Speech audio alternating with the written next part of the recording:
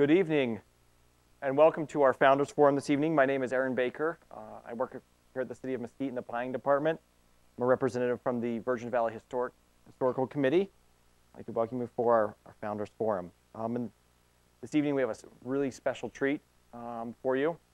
A couple of different things going on this evening. We have some committee members who have served on the committee, and we want to express our appreciation to them with a certificate. We also have some students who have competed in an essay contest as part of Mesquite Days. The essay was entitled My Roots, and students were supposed to explore where their roots are from and how they got planted here in the Virgin Valley. And there were some fantastic entries, and you'll actually get to hear our first place winner. So that should be a great experience there. Our guests after that will have a Founders Forum in a traditional format. We'll have longtime residents Sam Reber and Darlene Reese. They will share some of their memories growing up here in Mesquite. But first, I wanted to get going with a certificate of appreciation for Marianne Levitt. If you could come up.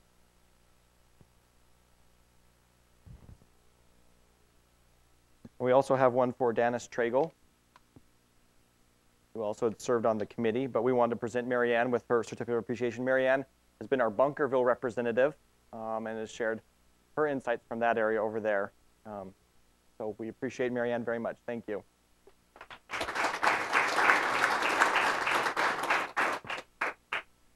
All right. We also have, now as part of the essay contest, like I said, students from Virgin Valley High School and from Beaver Dam High School were eligible to compete in the essay contest. And we had a number of honorable mentions. And I'll be honest, I received a number of phone calls today from students saying, oh, I have to work, or I can't make it tonight. So not all of them are here this evening, but if you are here, would you please come up and we can present you with your certificate. Marisol Sanchez. Hey. If you just want to stay up here for a minute. Stay up here for a minute. We'll get all of them up here. Okay, there's Joni. Okay, she's not here, I guess. Jordi Espinoza. Okay, I guess he's not. Brian Sebastian. No go. Colton Bullock. He called me. Crystal Gonzalez. Not here either. John Paul Santos. He's not here either. Adam Pellington. I know he's here. I saw him in the back.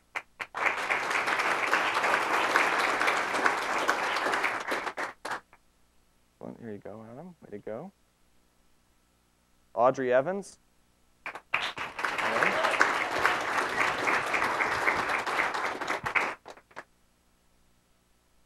Go.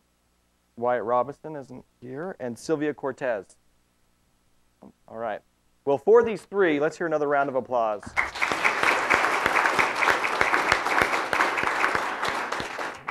These students wrote fantastic essays. They're very interesting to read. We had a panel of 4 judges. We had Susan Bennett, David Bly, Marianne Levitt, and myself grade these, and we graded these independently, and these came out on top. So thank you. Good job.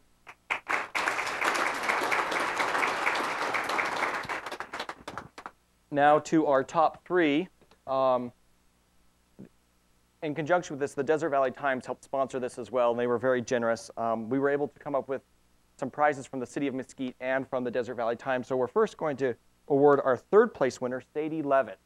Come on up, Sadie.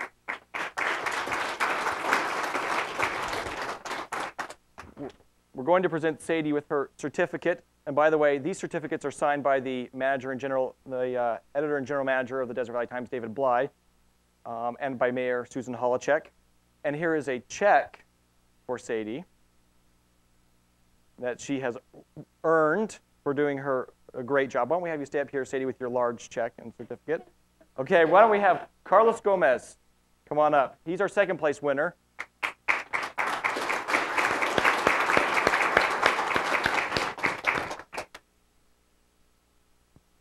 Carlos wrote a great essay, and here is your $60 check, Carlos. You'll be a wealthy man, and here's your certificate. And then we have our 1st place winner, Tyler Baeza. Hope I'm saying that correctly. Why don't you come on down?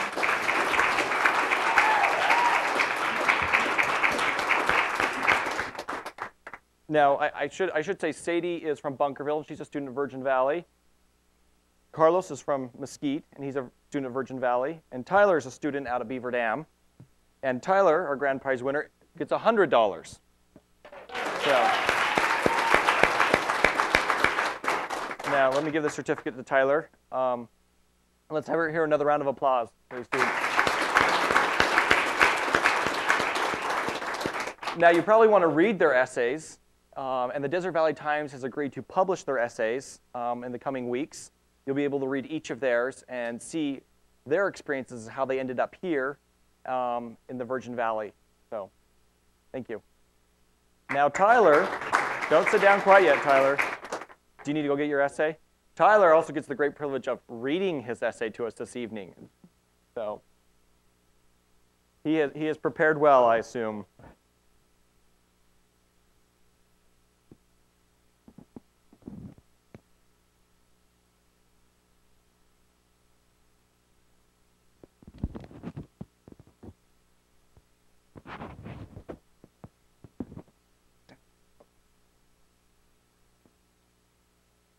My roots.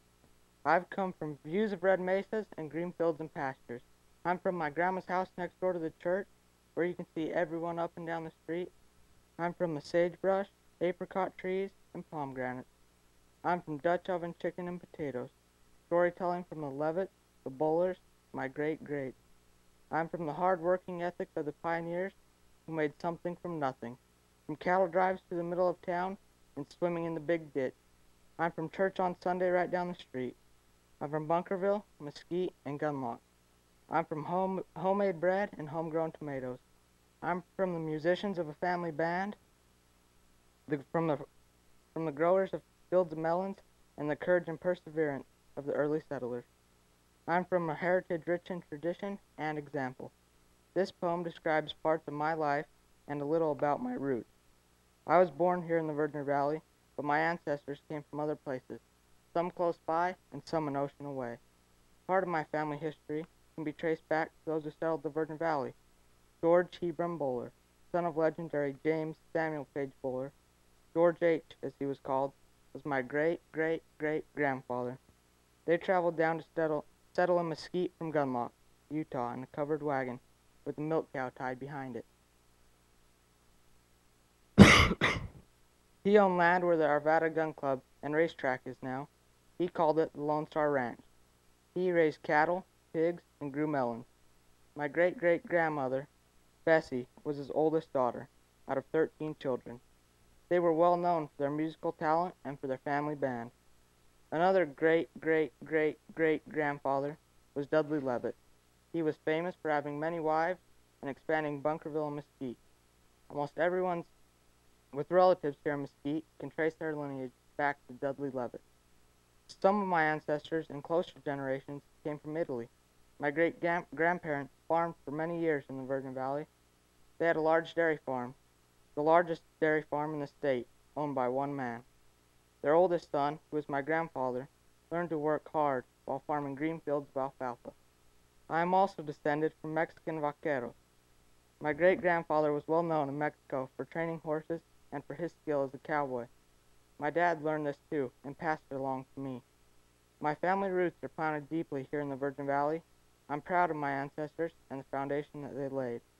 Their struggles and effort paved the way for Mesquite and the Virgin Valley to be what it is today.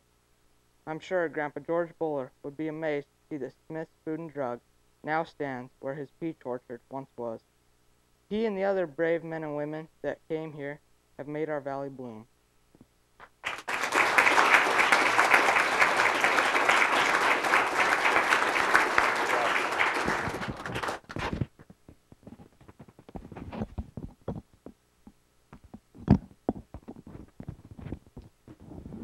All right, thank you, Tyler. The thing that Tyler never tell you about himself, he's too modest to say this, but he's a 9th grader at Beaver Dam. So I think that's a great job for a freshman. I know I wasn't writing that well as a freshman. So. Now we're going to transition into our other part of the program this evening. I'm sure this was the other part that everyone came to see, the Founders Forum. This evening, like I said, we have a great program with Sam Reber and his sister Darlene Reese. And Geraldine Zarate will be our moderator this evening, and she'll be able to tell you a little bit about them and their history. Turn the time over to them. Welcome. We're just really thrilled to have the group that we have tonight, and we're just really thrilled with the guests that we have. We have tonight brother and sister team, Darlene Reese and Sam Reber, and they're neighbors, and they live close and down on Levitt Lane, which didn't always have a name. It was just down the lane. Where were you guys born? Sam, where were you born? I was born in St. George, Utah, and then raised here. Yeah. Darlene, did you go in St. George too? Were you born there? Okay. Well, we all were before the hospital, except that short time when we had a doctor here. Who were your parents? Sam, tell us who your parents were. Ralston Reber and Myrtle Jensen Reber. Okay. And who were your grandparents?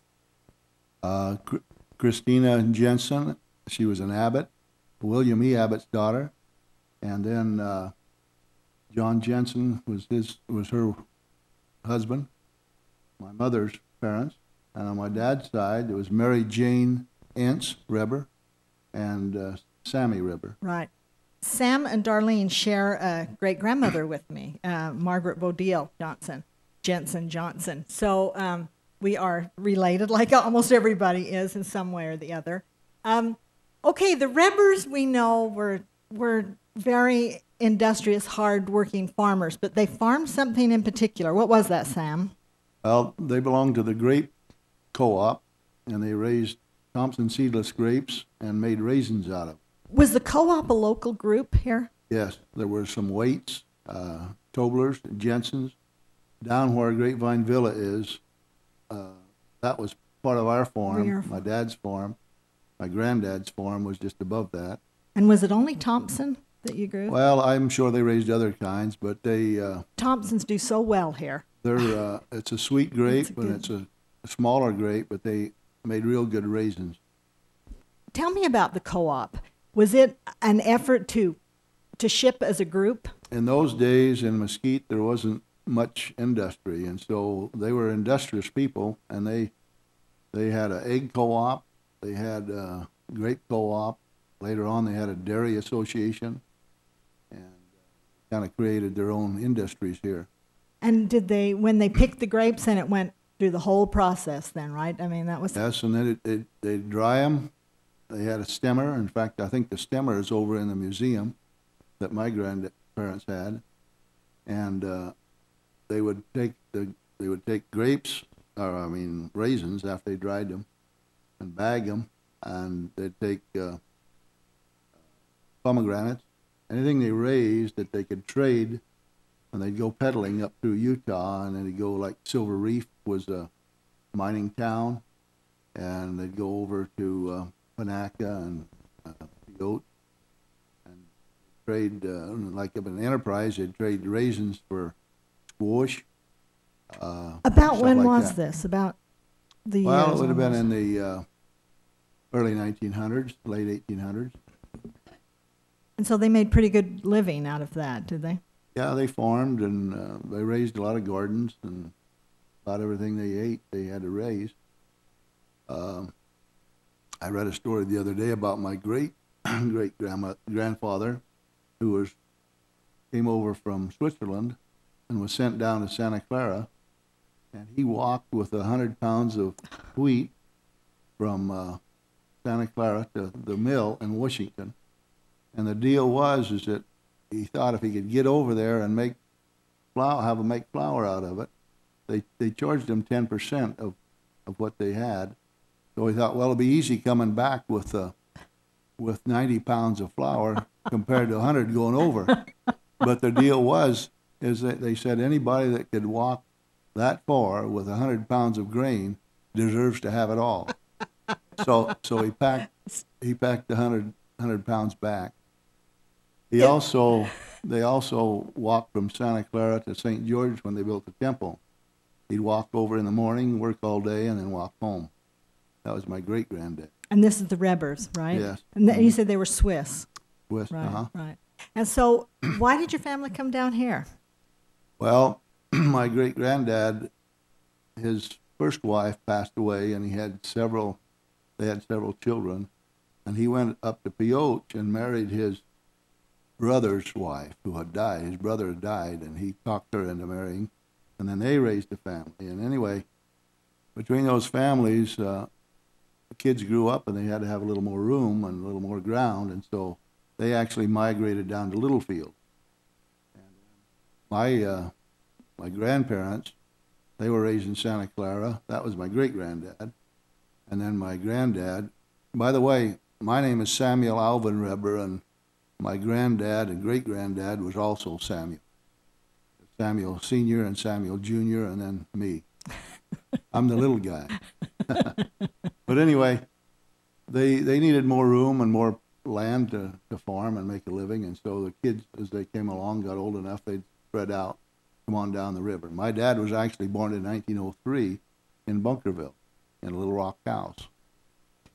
But did they stay, then they were back in Littlefield, I mean, at that time? Well, they stayed. Actually, what happened, they lived in beaver dams near Littlefield, and a big flood came and washed their house away. And so then they came down to Bunkerville and built a rock house. And that's where my dad was born. Well, this house that washed away. It was a lumber house, and they actually pulled the shed off from it and pulled it on skids with a team all the way from Littlefield down the river bottom to the place where they lived. And they before they built their home, they lived in that, and they had a little lean-to on the side, and the kids slept in it. That's my granddad. So they pulled a house all the way from Littlefield through that sand. Back in those days, the river was clear. There was no tamarack. And when the floods would come, it would be roaring down through here and nothing holding it back.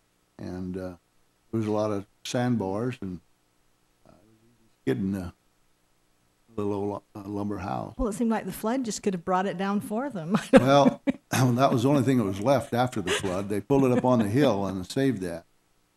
But it was a tough time in those days. Can you imagine living out here on the street on a dirt farm? Farm was all sand dunes, and they had to level it. Their transportation was horses and buggy. My dad told me a story about a guy by the name of Vi Hancock. Some of the older people here that was raised here might remember him. But he was about 6'2" and a tall, slender guy. And the first car that came to town, there's a bunch of guys got together and they bet that Vi Hancock could beat the car to St. George. And of course, the road was up the river bottom, and they had to cross the river about 10 or 12 times before they got to Beaver Dams, and then go up the old Utah Hill. There was no road, it was a wagon road is what it was, and this old car didn't go very fast. And so they had a bet, and Vi Hancock took off right here in Main Street, went right up over the mountain, down through Bloomington and into St. George, and the car beat him by 30 minutes. Now that's how slow the traffic was in those days. Well, Darlene, what can you tell us about your grandparents? Tell me about your Reber grandparents. I don't remember my grandfather because he died when I was a year old. And then what did your grandmother do? He had the farm, and their farm is right there where the American First Credit Union is, beside the vacant lot. That's where my grandparents' house was, and their farm was down below that. And Grandma stayed on the farm. The boys were still there. Uncle Ari had helped her some, but my dad and my brothers helped a lot. And Grandma had the little farm. And turns, my brothers and cousins, and staying with my grandmother at night so that we could help her with the chores and watch out after her a little bit. And the little woman seemed like had beautiful long gray hair that she used to, I loved to watch, wind it up, twist it around her head, and put her long bone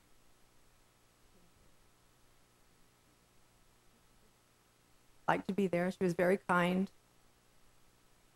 Most of the things that my grandmother left, other than the house that they tore down, which was very hard to watch your house go down, but over at the museum, you'll see a lot of things. You'll see the pictures of our grandparents, our great-grandparents.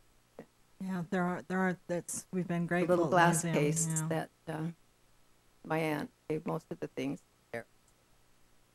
And so all you hers. kids took turns going up and staying with your grandmother up there to kind of help, because Yeah. there would have been a lot of work. Sam, you told me a story that here's a little farm boy come up from this quiet street road. We lived down at the other end of town, and in those days, the Main Street went down about where Riverside Drive is and made a big circle, and of course went over through Bunkerville and out and down around Riverside.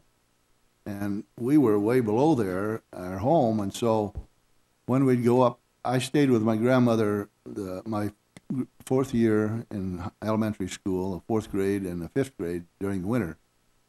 And it was hard for me to get used to the trucks making all the noise when they'd go by the house. It took me 3-4 nights to get used to that noise.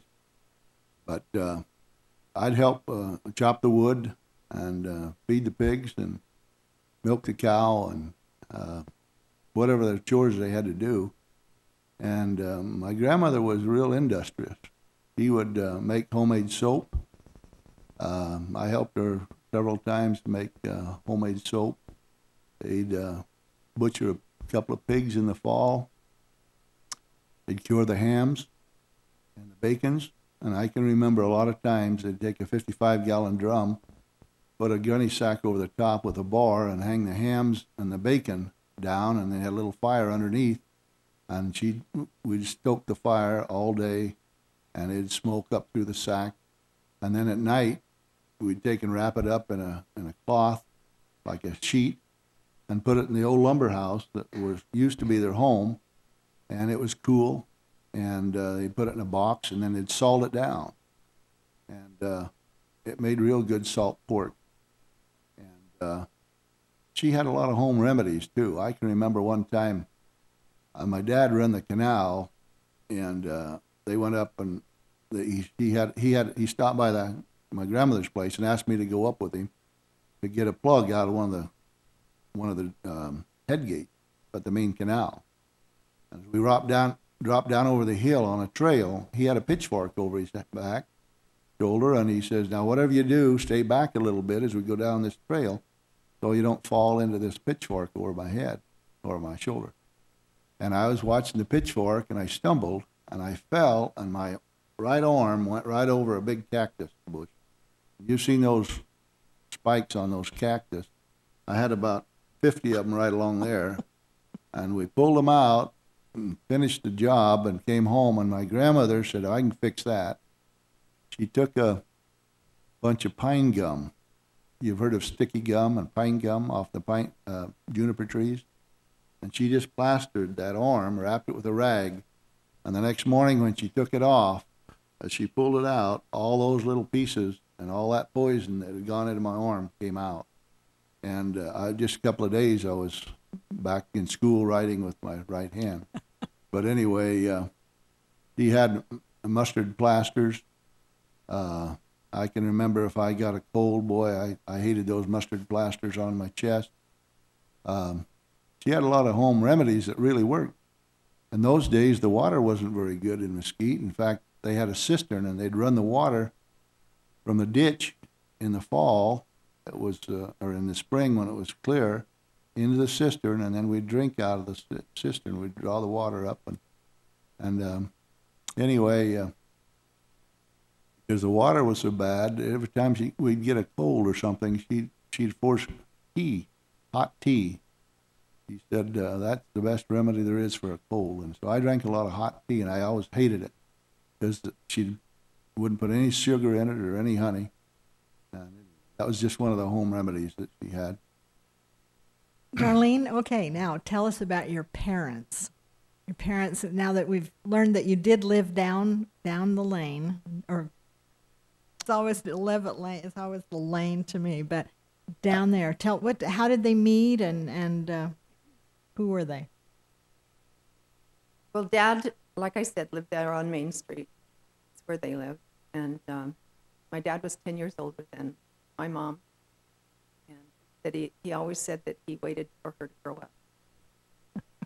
He had seen her when she was 10, and he thought she was 2. That's what he said. Anyway, they always had to walk to church. Of course, they went to church uptown, and one day coming home from church, my dad kind of waited for my mom to catch up. And that's how they started going together. They walked home from church together. And Dad always told about going down and staying at Grandma's, because he thought Grandma really liked him. Thought that he'd go visit a lot. This is the grandma. Grandma Jensen. Mm-hmm. Yeah, Grandma's house is still there. It's on Riverside Road, and it's the little white one that Valerie Jensen lives in. House down. I think they had their farm there. My mother was 19 when they got married, and my dad was like 3 days being 30. Anyway, that's how they met. Dad farmed. When they were first married, they stayed with my grandparents, our grandparents, for a year or so. Lived with them, I think, until my oldest brother was born. And then they lived in a little 2-room lumber house that's right there where that trailer house is by the post, right there between Kelly's house. Lumber house there. It had 2 rooms. One they used for the bedroom, and the other in the kitchen. And then they had on the backs of their houses, they always had like a grape arbor porch, because it was cool. Helped a little bit. And for their water, they would take a barrel and fill it sometimes and wrap gunny sacks around to keep it wet. That under. They lived there until I was 3. Okay, and that's then when they moved in the house. That's when we moved down to the house now that's still there. So you kids grew up down on that quiet street that Sam just didn't know that there were big trucks going by other places. Right. So And what was it like growing up on that? I mean, you must have. Did you have to walk to school? Did the school bus come down and pick you up down at your house? School bus picked us up. Right. My mother always had to walk. Sometimes she even said they would even walk. I thought the school bus would have stopped about up. Did it have the way to turn around? It didn't go clear down to our house. Oh, we had to walk up about to where Smoky Lane goes across.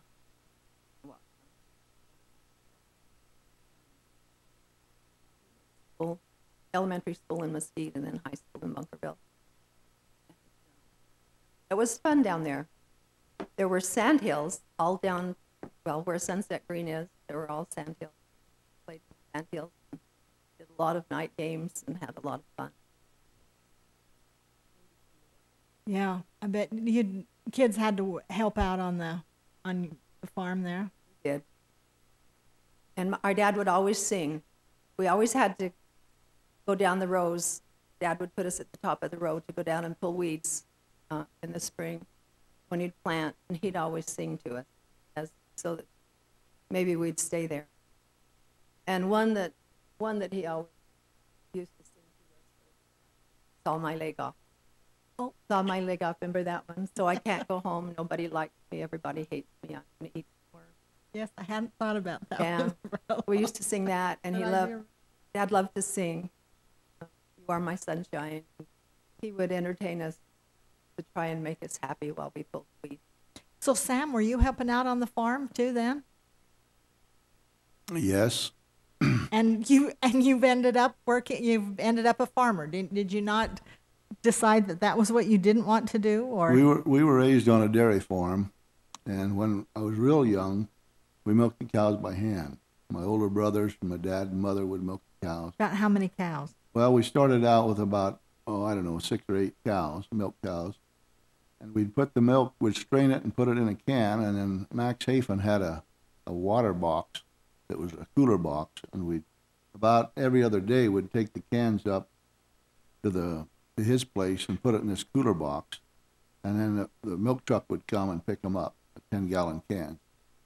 But we'd haul them up there in a wagon and a team. I milked cows. When I went to high school, I started milking. We had machines by then, and I started milking when I was about the 8th grade. And I'd have to milk by then we were milking around 25 or 30 cows. And that's morning and night. Morning and night. And I'd milk them in the morning, and my brother would milk them at night, my younger brother. And I'd get up about 3:30, 4 o'clock and milk the cows and then go to school. I swore up and down when I got out of high school that I'd never milk another cow. But I went to the University of Nevada. My younger brother then took over milking night and morning. And I was in an economic class. And a professor came in one morning and he said, "Do any of you guys know how to milk cows?" And I made the mistake of raising my hand. And I just got married and I needed a job. So I thought, well, that might not be too bad. Work for the university and milk a few cows before I went to school. And then at that time, we milked around 60 cows. And so I'd get up in the morning and milk the cows and then go to school. Needless to say, I didn't stay in school very long because I hated to milk cows. But I came back and went into business with my dad. And we went from around 40 cows to over 100 cows, and we milked them for several years, then we sold out to our neighbor. Now, we haven't talked about your siblings. How big a family, and who are they? And There's 7 of us. 7 children. We have an older brother named Dennis, and he lives in Sutherland, Oregon. Reber. And I have a brother, Glendon, who lives in California. He had enough of farming. He went down to make millions at California. And then there's myself. I married Kenley, and we kind of stayed here. And Sam. I have a brother, Grant, and a sister, Mary, and a sister, Helen.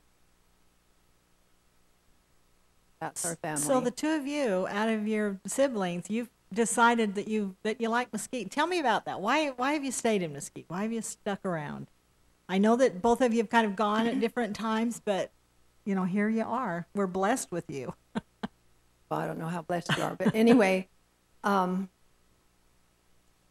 was from Mount Carmel, Utah, and we lived there when we were first married for 3 years, and then we came back to Mesquite. And Kenley had always wanted to go to school, so he milked cows for Hafen Dairy for about 8 years and took some classes from Utah State University. And so then we decided that we would take our family and go to college. So we went to Logan and went to college. And then we went to, when he graduated as an English teacher, we went to Montpelier, Idaho, and decided it was so cold that year that if we didn't, there was a fellow there and he said he'd always wanted to leave Montpelier, but he could never get enough money ahead. And that first year of teaching, we could understand that. So we decided if we didn't leave Montpelier, then we wanted to come back because Kenley's mother was a widow, and my mom and dad, my dad wasn't doing really well at the time. Anyway, we wanted to be closer to our parents, and so we bought a piece of ground next to Dad and Mom, and that's where we stayed. And I don't think there's a better place on earth. You've seen a lot of changes down that lane, though, haven't you? A few. Now there's traffic. Yeah, now there's lots of traffic. And Sam, what about you? I remember holding a grudge against you because you stole one of our favorite teachers, and I didn't think we were ever going to get her back, but we did. Well, I'd tell some stories, but we're on TV, so I guess we better not. But anyway, and my wife's in the audience. I study agriculture, and so I came back and went into business with my dad. And none of my brothers wanted to farm. My younger brother had asthma, and my older brothers had left and gone off and made their millions. And I got stuck here with a farm and raised their kids. our family here. My wife came to teach, and you know, back in those days, there was only 25 kids in my class going all through school, and most classes just had 25 kids. It was about 12 girls and 12 boys, and I started to look at girls about the 10th or 11th grade, and I asked my mother, I said, can I date this girl or that girl? And she says, no, no. I named all the girls around my age, and I was either first, second, or third cousin to every one of them. So when my wife came to town, she was from Idaho, and I didn't let her leave. We got married. But anyway, it was great. You know, believe it or not, that lane was called Pulsfer Lane because your granddad had a farm at the bottom, and he lived at the top. And it was Pulsfer Lane for a long time. We just, like she said, we just called it the lane. It was a dirt road. But then when they oiled it, the Levitts lived on the corner, and so it's Levitt Lane from there on down to Sunset Greens. But from Levitt's home up to the main street, it's Pulsfer Lane. So anyway, they just got a double name. But we enjoyed living here. My wife taught school, and I farmed. I worked. I had a ranch up. We had a ranch up at Beaver Dams, and farmed that for a while. And then my mother and I sold that after my dad passed away. And then we still had 50 acres here in town, and I farmed that. But I realized that when we sold the dairy, I had to do something besides farm because I didn't have enough ground. And so I started working in 1971 for Clark County Parks and Recreation. And I maintained the park up here and the cemetery for 13 years before Mesquite Incorporated. And they asked me if I'd stay and be the public works director, and there's only 3 of us working for the county. But I had 13 years in with the county, and I asked them what the salary would be, and of course they were just incorporated. And they got together and they said, well, we'd have to cut your pay. And I said, well, thanks, but no thanks. And so I stayed with the county, and I ended up working in Las Vegas for 1 year. Then I transferred out to Overton and worked there for 2.5 years. Then they asked me to go up to the fairgrounds in Logandale, and I helped them build the fairgrounds. I was over all the maintenance at the fairgrounds for 10.5 years before I retired. I retired in 1997, I guess it was. I was 55 years old from the county. Well, both of you have been such hard workers and came from a family of really hard workers. I know that you both grew up just really having a lot of responsibilities, but Darlene told me there still were fun times. What did you do when you were kids down on that quiet lane and when you wanted to have fun? What were some of the things you did? Well, we had a few neighbors. Uncle Melbourne and his family lived down across the street in the Levitt. They had a family in fact, there were 2 Levitt families. And so there were quite a few of us, and we'd get together at night and play kick the can and hide and seek. And we didn't play Green Ghost then, but that's what our kids played. Always running around. They loved to play Green Ghost. And I guess that's one thing that I miss is the fun that we had. Even though we worked hard, it seemed like that the people were happy. In the community, there was always dancing. Everybody went to dances. My dad used to tell a story about Grandma Abbott, Mary Jane Abbott, that you see out on the statue out here. She was just a little woman and really vivacious. And he used to tell us about how she would dance. She would trivia at the corners. Dad used to laugh about Grandma because she just loved to dance. And there was a lot of them. They were great dancers and always did that. Gee, and you didn't even have TV. No, we didn't have TV. When TV came in the valley, did your family get one? No, we didn't have a TV until after Kinley night. Well, we had kids. Yeah, we didn't have power down where we did as soon as they did uptown. We didn't have telephones. We lived in the country. Where did you go when you needed to make a call? I worked at the phone company right at first. That's what I was going to say. You probably went When up I to was my a grandparents. teenager. Yeah, I worked at the phone company for a little while when it was there in that little wooden building right there where it is now, and then when it was in house. Did you ever listen in on calls? Not that I remember. Where the Casablanca is now, there was a family, the Jensen family, lived there, Dale and Beth, Mary Ellen, and she played the horn and I played the horn. So when we wanted to get a hold of each other, we would go out and blare on our horn, so that we could. That was our communication. We didn't talk on the phone. We didn't have a phone, but we didn't miss the. I don't know. I guess. Apparently, it wasn't that important to be connected. I know that the kids uptown, whenever we'd want to have a party, I'd say, well, let's have a party at my house. And they'd say, no, it's too far. So we'll have it at my house. It was closer for me to come uptown than it was for them to come downtown. But anyway. Sam, what were some of the things that you did when you're... I was just thinking today, when I was I think I was in the 5th or 6th grade, we had a couple of baseball teams in town, junior leagues or little leagues, and we'd play on a vacant lot, 2 or 3 different places in town. We'd practice. They'd be leveling their ground, and there was no vegetation on it, just a dirt field. And the uptown team was called the Hot Shots, and the downtown team, which I was on, was the Holy Sox. And we played 2 or 3 games each summer.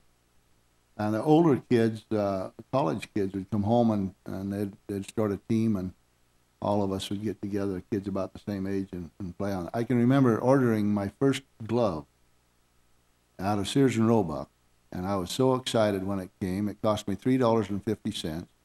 It was just a regular, nice glove, and we'd have to work it to get a pocket in it. And when we'd shop in those days for school clothes, we'd always order them out of the Sears and Roebuck catalog. And anyway, we had a 4-H club. Darlene was in 4-H. When she was about 14 years old, she won a pie contest and won a trip to Chicago. She's too bashful to tell you about that, but she made beautiful, real good tasting cherry pies, and that's how she won the trip to Chicago. And a girl from Mesquite went to Chicago. Wow. Yeah, I was looking at our picture book, their photo book the other day, and ran onto the articles in the newspaper, and I thought, wow. So you flew on an airplane? I did, first time in my life. I represented the state of Nevada. For cherry pies. Cherry pie. And in Chicago, they had this great big, it was like in a big gymnasium, great big. And they had you had to send in your recipes, and they had all of the things in the center, and then there was a stove for each state. It had your state name on it. Remember how scared I was, almost as nervous as I am tonight. But anyway, I was so busy and doing it, and the photographers were going around, and they said, Nevada, smile a little. But it was quite a trip. It was scary, but it was interesting. And I learned that Chicago has black snow instead of white. I'd never seen black snow. Did that change your life any? Did you? I mean, when you saw, gee, it was a big world out there coming from Mesquite. I just remember, I think the farthest I'd ever been was to like Las Vegas, because I, like in 4-H, that's where I learned to sew. Started when I was 10, so I learned that. And we used to have fashion shows in Las Vegas at the old Thunderbird Hotel. And I think that was probably the farthest. I know, well, I went to Salt Lake when I was 14. Now, who's this back to this cherry pie? Oh. That sounds so good. Was it your mom who taught you how to bake it? I mean, where did this come from? Actually, I took lessons from Bertha Howe on making my... Bertha Howe. On making cherry pie, and she helped me with the recipe. Taught me how to do the lattice. We had to do the lattice top. My mother was a wonderful pie baker. And so, Birth at the did top. you have to go up through the competition through the state? We did. Went to Reno for the. Well, there was another State. big trip all the way to Yeah. Reno. We went by car though, and it was a long ways. But yeah, Still there was. is. I think there were five of us competing in this for the state. Okay, Sam, can you top that? We had games that we'd play, like you said, in the baseball thing. But in the summertime, we'd go swimming, and there was no swimming pool in town.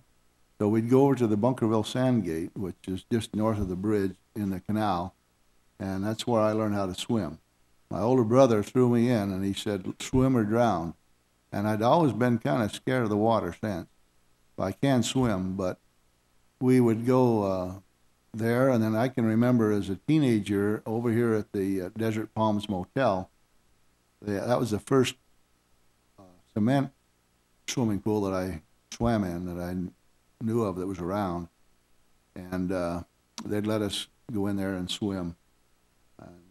Cost us a quarter or something, but we'd go to movies. The old Elwood Theater was up here on the corner, and we'd go to Roy Rogers and Hopalong Cassidy and those kind of movies. I can remember in elementary school, we'd see black and white movies that were you'd had to read. They were soundless.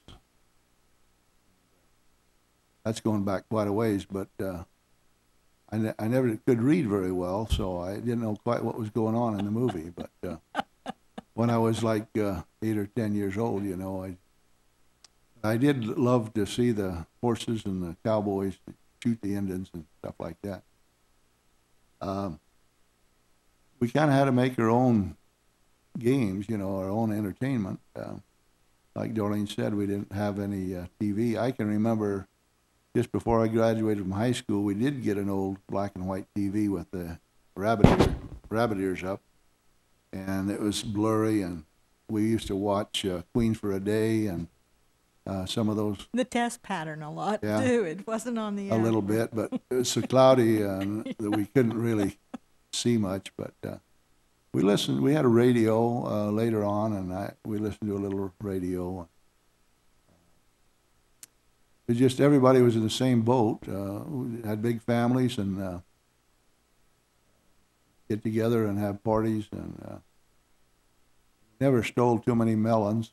Once in a while, farmers would raise melons, and they'd say a row for us and a row for the kids. And so I got in one or two of those parties. We'd borrow a melon or two and have a party. My dad used to tell stories about when they'd plan for a party, and they'd go around and take a few chickens from the neighborhood and put them together and cook them, and that was their entertainment. Sam, we've got a request from one of the audience members and you probably are the one to answer this. Imagine or remember going down the street through town that's now Mesquite Boulevard, and what were some of the businesses starting up coming down Lynch Hill before the big turn, or at the big turn? Was a service station on the if you're coming down, it'd be on the right-hand side. It was a Texaco station, and it was kind of back in the ethel trees there, the salt feeders. And, Is that Alvy Colton? Alvy Colton owned that, and then his son later on, and he was, the younger Alvy was married to, I think, one of your aunts. Cousins. But anyway, that was one of the businesses. Came on down the road, and right there where that little, I think it's First North, goes across, there was a station right there. Walt Granger owned that. It was kind of a garage. Then you come down to the turn where the 90-degree turn is in town, and there was where the corner bar used to be, there was a service station owned by Jack and Mark Hardy. I think it was a Standard. And then, of course, across the street where the Soleil is now, or the abandoned, but that was Vonda's Cafe. That was a business. And then come on down there, on the same side of the street, there was a Wagon Wheel Motel, small little motel right there. Across the street was a service station that Don Lee owned later. I don't know who owned it. It wasn't there in the early days, but there was a station there later on. And then across on down from there was the Valley and Bar. That was a little store at one time. And then catty-cornered across the street was Space Cafe. Then you come on down, and when I was just a real young guy, there was a station right where Hughes's Garage used to be, where this across the street here. And then J.L. Bowler store came a little later. And that was pretty much uptown. That was uptown. Anything on this side of the town wash was uptown.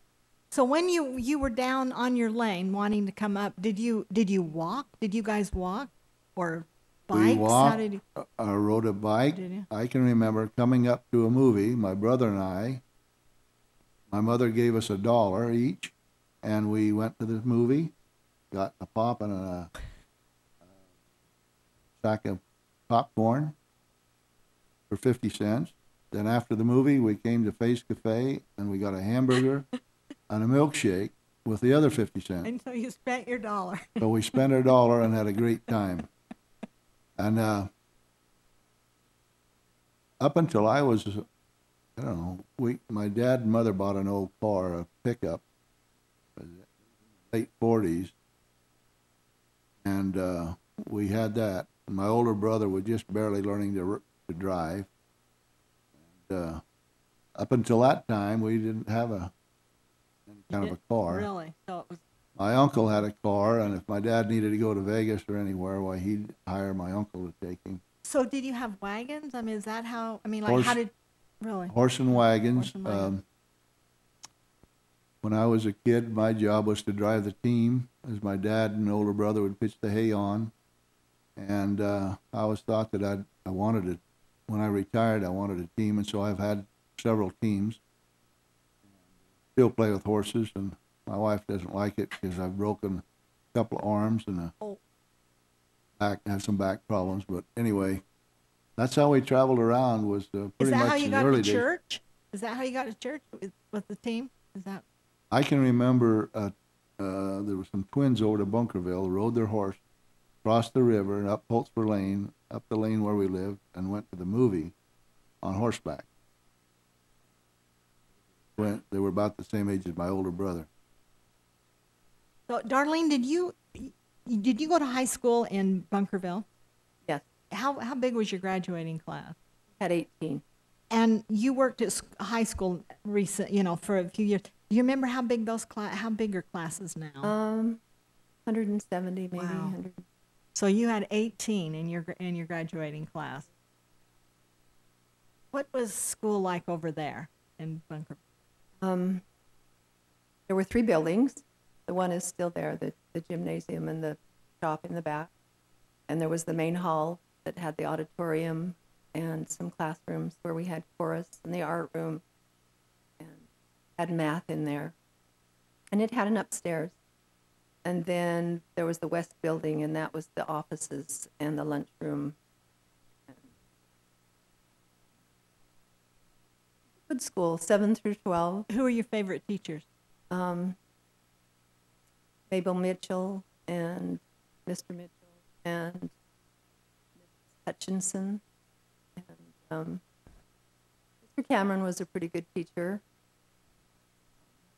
Mrs. Mitchell was a no-nonsense teacher, but we did talk her into taking us one time to hunt bottle stoppers.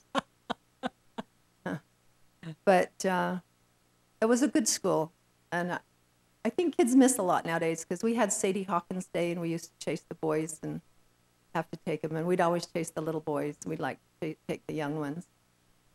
And we always went to the V. We went to the V either on horses or by wagon, and we'd cross the river and go up the hill. And the whole school went, didn't they? Whole school, and the 7th grade would line up where they'd have the barrels of whitewashed. They'd be down Oh, the pecking order, yeah. They'd and have to be down. And the seniors would be at the top, and everybody would take their own bucket, and we'd just pass it up.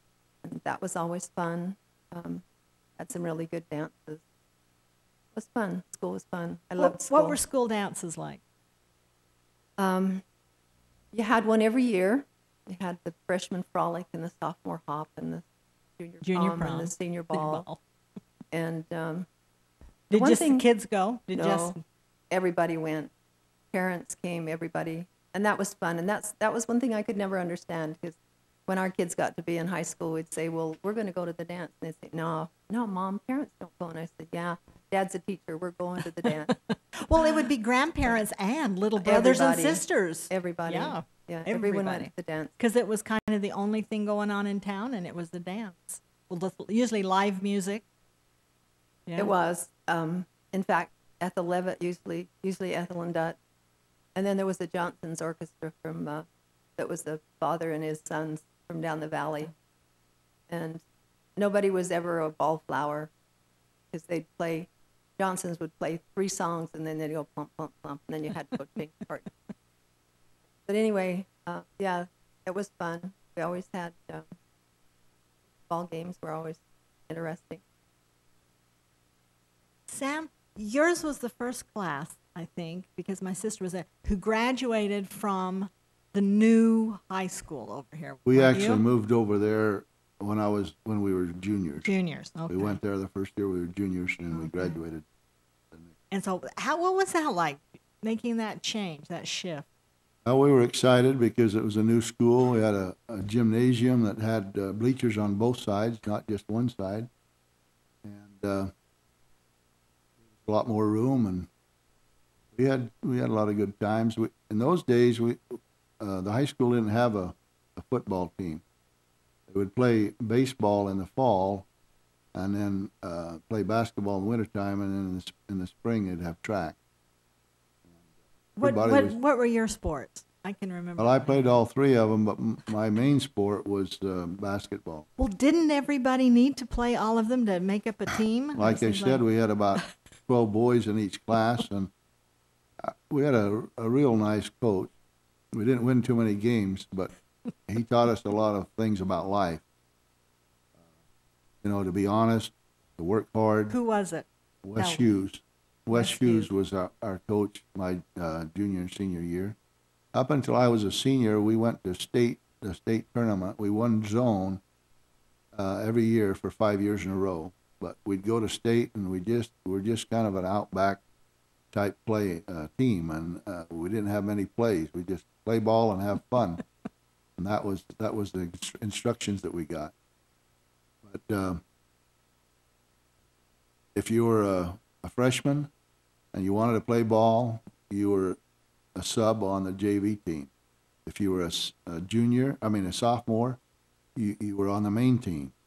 And if you were a junior, no matter what your ability was, you were usually set on the bench, and the seniors played. So when you got to be a senior, then you play. I remember we went to Panaca to play, and I was a senior. And we left in the middle of the afternoon. We went around by Alamo, and we had to take our own sack lunch in the car. And I set mine in the back. Well, all of us set them in the back window, and it kind of towards spring, and it was getting a little warm.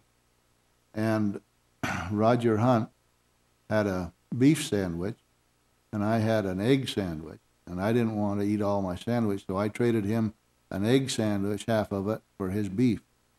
Well, the beef had been sitting in the sun all afternoon, and it was getting a little ripe.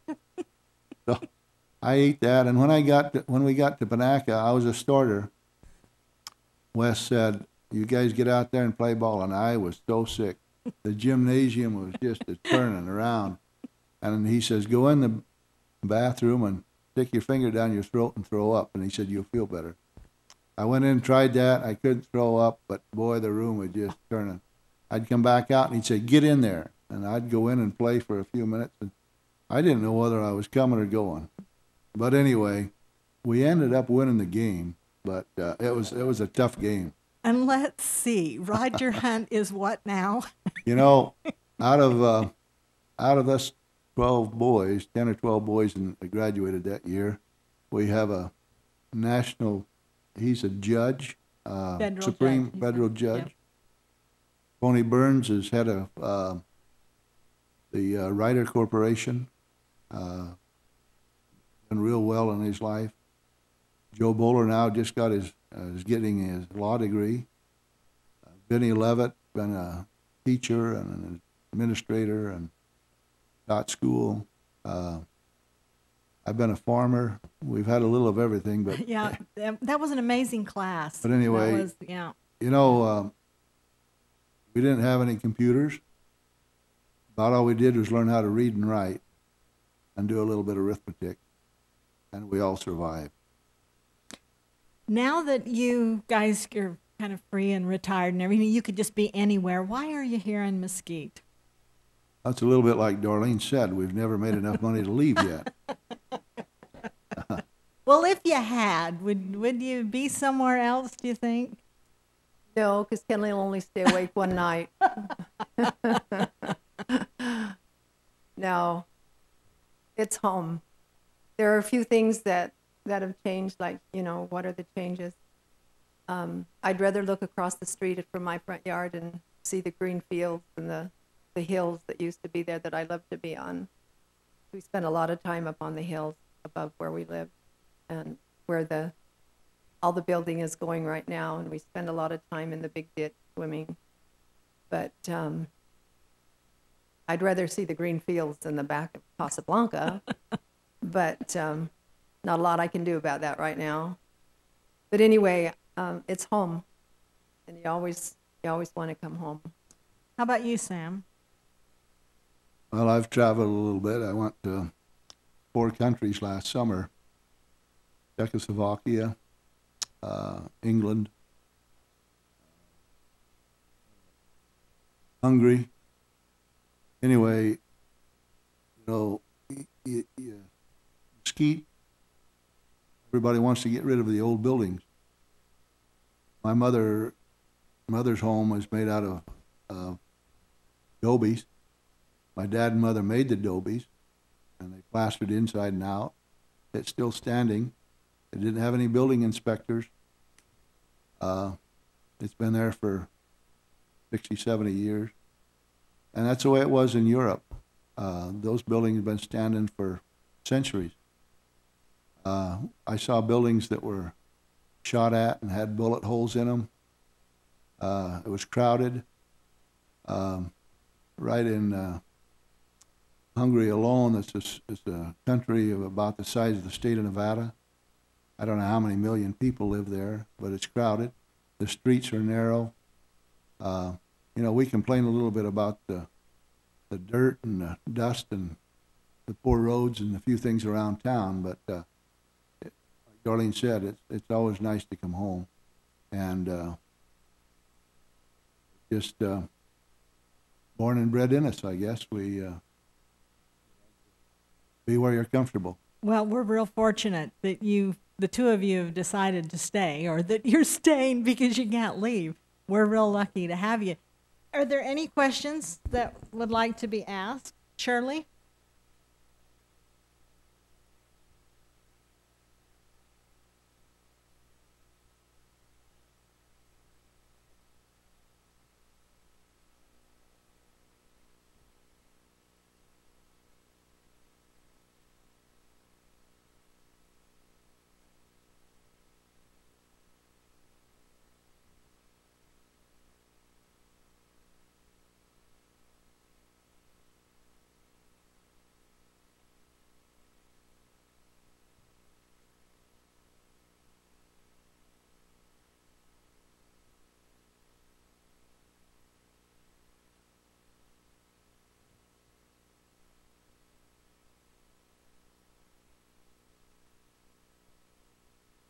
Yeah.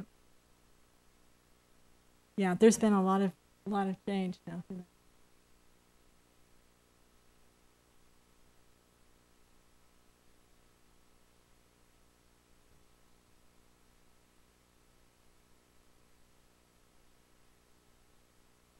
Yeah, there's been a lot of change down that lane, and Darlene and Sam took me through there. their parents' house, and it's really great to see. It brought back a lot of very sweet memories for me, being there with my grandmother too, going and visiting. So, yeah.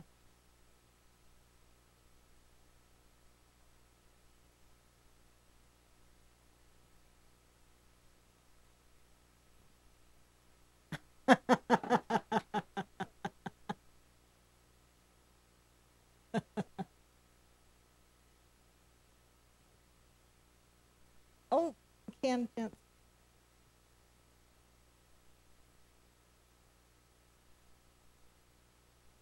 Most of the grapes were Thompson seedless grapes.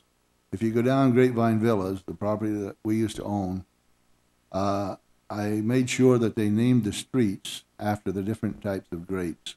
There's Concord, Thompson seedless, and I can't remember all the streets now, but I made sure that they named those streets after grapes that was raised there. The quality of grapes, the Thompson seedless was, it was a great raisin grape. And I'm sure they raised some wine grapes in the early days. They had, in fact, I had a lady ask me the other day, it came out in the paper that we were part of the family that raised grapes. Well, actually, by the time we came along, there was no longer a grape co-op down there. And she said, "Did you actually trump the grapes too for the wine?"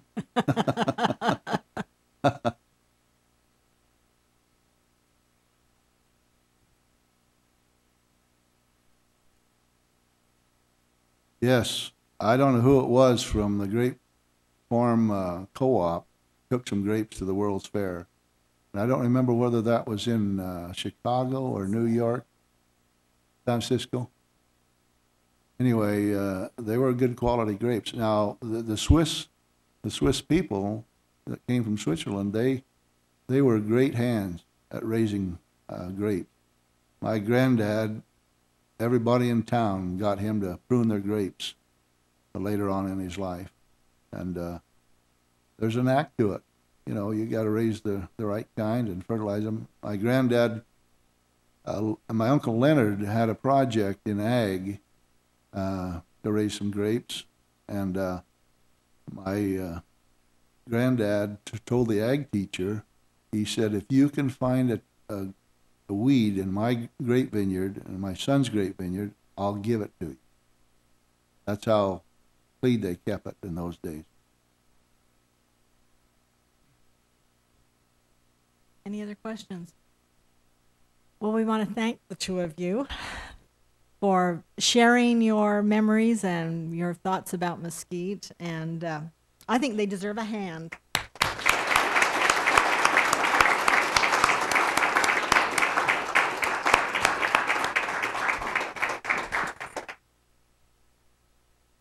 Right.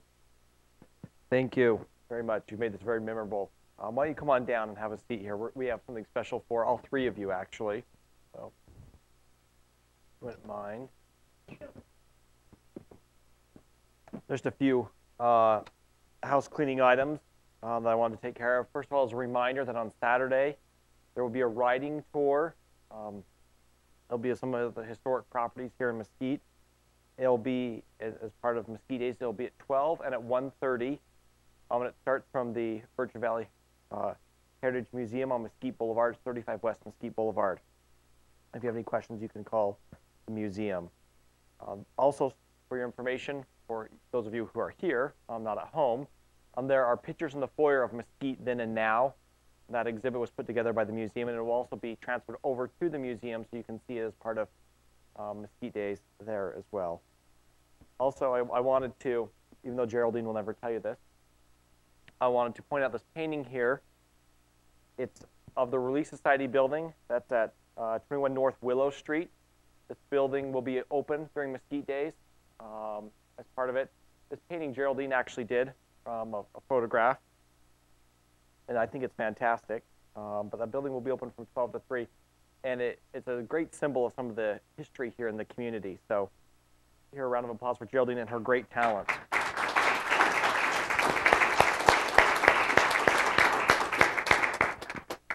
Now, there were a lot of people who helped make this evening possible, and I wanted to make sure I recognize them It would be incomplete without recognizing them. First would be the Desert Valley Times, their generosity in sharing with the prizes and also helping get the word out that there was going to be this function this evening. So thank you.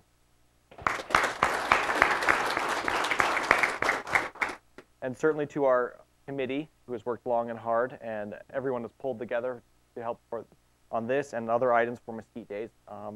Very much appreciate them, especially our SA committee of Susan Bennett, David Bly, Marianne Levitt. Great thanks to them, and also to Erica Mercado, who's done a wonderful job taking care of the details this evening. So thank you.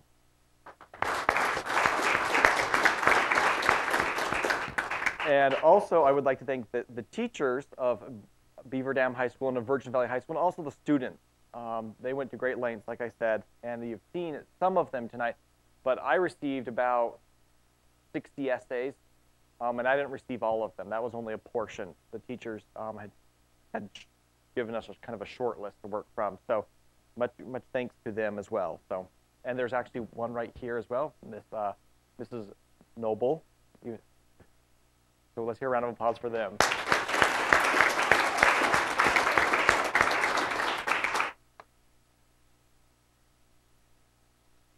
And last but certainly not least, we would like to thank, we could have Sam come up and Darlene. We would like to give them this certificate of appreciation as a memento of their time here this evening with us. We certainly appreciate you sharing your memories. I don't think I could walk from Santa Clara to the mill with a 100-pound bag on my shoulders, even if my life depended on it. But this is to both of you. Thank you. Thank you very much.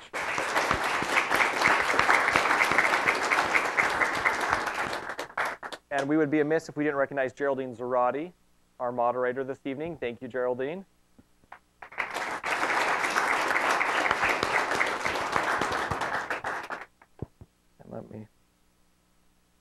And just as a few reminders, so everyone is aware, this and past Founders Forums will be available for viewing at the museum. They are open Tuesday through Saturday from 10 to 4.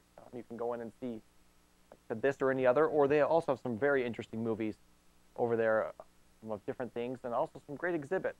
So take the time, if not this weekend during Mesquite Days, some other time to go over there and see what they have.